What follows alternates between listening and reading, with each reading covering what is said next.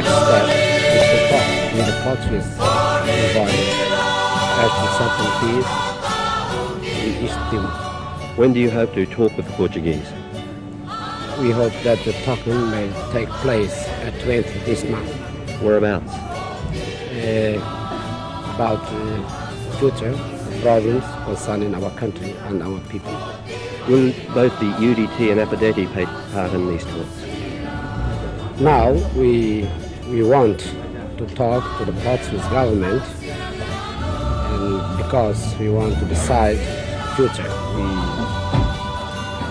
We are waiting for the Portuguese government reply as we can talk to the Portuguese government involved. But you want independence right now, don't you? As you know, since the beginning, we asked for 10 years' time, divided into 5, 3, and 2. But as the Portuguese government told us that it was impossible for Portugal to maintain such a long time in the colonization of East Timor on account of Portugal's economic situation, so we reduced the time to 5 years' time, 3, 2. But even in this point, Portuguese government answered us that it was also quite impossible for them. So we reduced it for 3 years' time. Now, we hope that after our talking, we can agree with the Portuguese government as to obtain, if not 3 years' time, maybe 1 year's time for us. If and when you do get independence, what help will you still want from Portugal? We think Portugal, or we hope that Portugal will give some support to us. We are hoping in this place. But exactly what Portugal will do on our behalf, we are going to discuss it. What do you think the biggest problem facing Fretilin at the moment is? At this moment, the biggest problem is the food and the clothes, mostly for the people in the areas bitterly threatened by the war. Do you think people are actually starving in the mountains? Yes, in the areas like Mabisi and my own village to the sky, La Clover, even in Ermera, Likisa, all these areas, many people are now starving with food. Well, have you asked the Australian government for help? I made an appeal to the Red Cross, International Red Cross, for the supplies of food and the clothes. But up to now, I did not get any answer yet. But I hope that Australian people and Australian organization and even Australian government and other countries will give us some humanitarian help. How long a period do you think you'd need the extra food for? I think until the next crop, or maybe on the crop of the next year, 1975, because this year the time for to prepare the fields for the crops are still over already. And now the people are busy in fighting, so we could not prepare the fields to make our crops. Yeah. Thank you.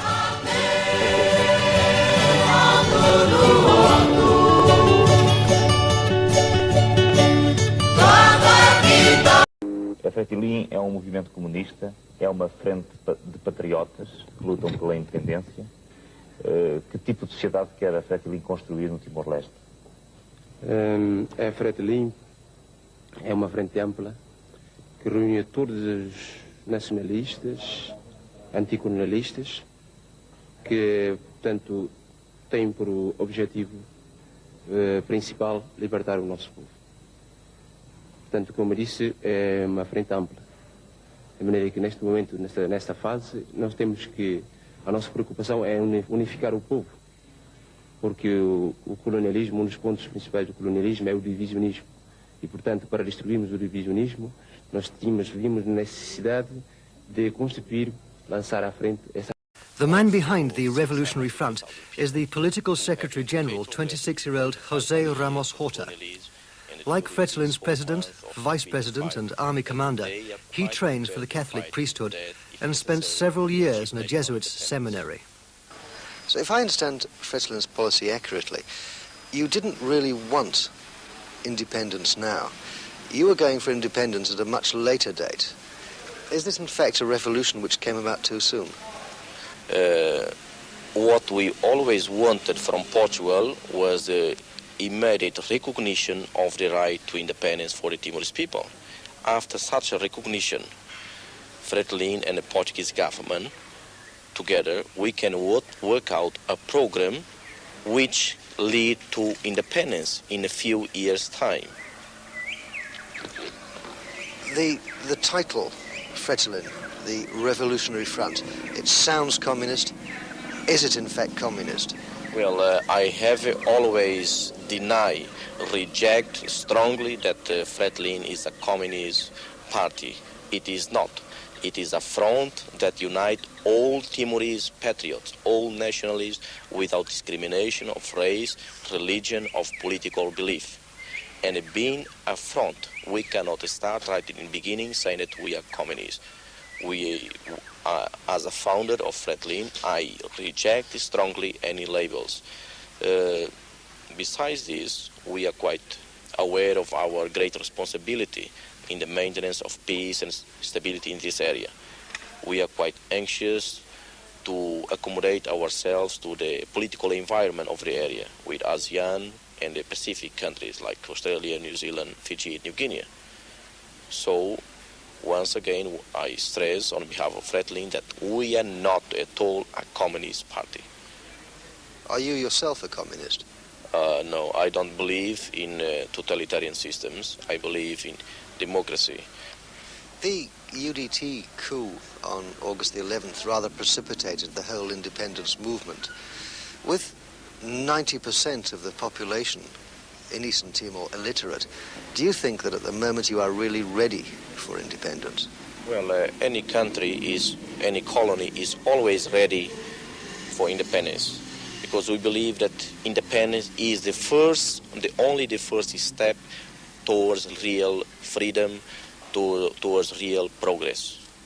So, because the Portuguese colonialism dominated East Timor for 500 years, and it has been proved already that colonialism doesn't serve anybody, doesn't serve any country.